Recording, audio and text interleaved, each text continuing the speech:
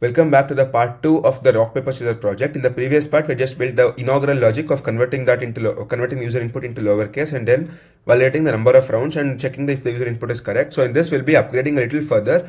We'll be adding the two functions. That is, one is the random choice that is being generated by the computer, and one is get computer choice. We'll ask for the computer's choice in this part. So in the previous part, we had seen all these things. So now, like I said, this is for the lowering, to lower this thing, to lower, convert everything into lowercase, followed by the get user choice. So we had seen this get user choice in the previous part. Now we have to see random choice. So what we are doing is, we are assigning one number each for rock, paper and scissors. So if the random number is 0, then we return rock. If the random number is 1, then we return paper, or else we return scissors. Because we can't directly relate it with the string, we're just relating it with the numbers. So if the random number generated by the computer is 0, then we say computer has generated rock. If it is 1, then we say computer has generated paper, so on. Now here we have one more function, that is get computer choice. So in this we have one variable random number where the number generates, we have modulus 3. So basically what happens is the number generates either 0, 1 or 2. Again 3 becomes 0. So 0, 1, 2, it keeps shuffling between 0, 1 and 2. So if it is 0, then rock. If it is 1, then paper. If it is 2, then scissors. Simple. So this is one more this thing. Now here we have random seed. We are initialize random seed. The reason behind this is we need it to give different outputs every time. So that is why we are using the random seed here. So because we don't want it to repeat again and again the same input.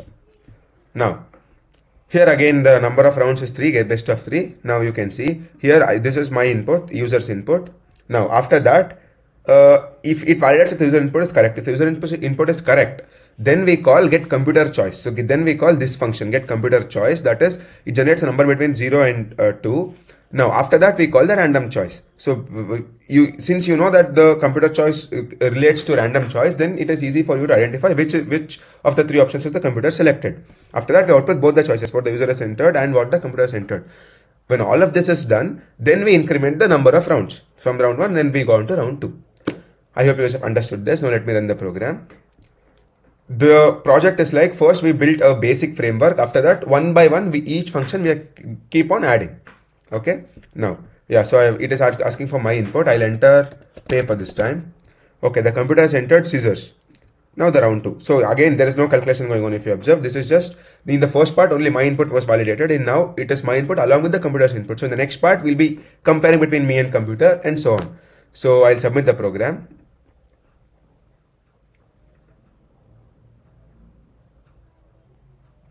The test cases have passed, and that's it for this video. I'll see you in the next video. Thank you.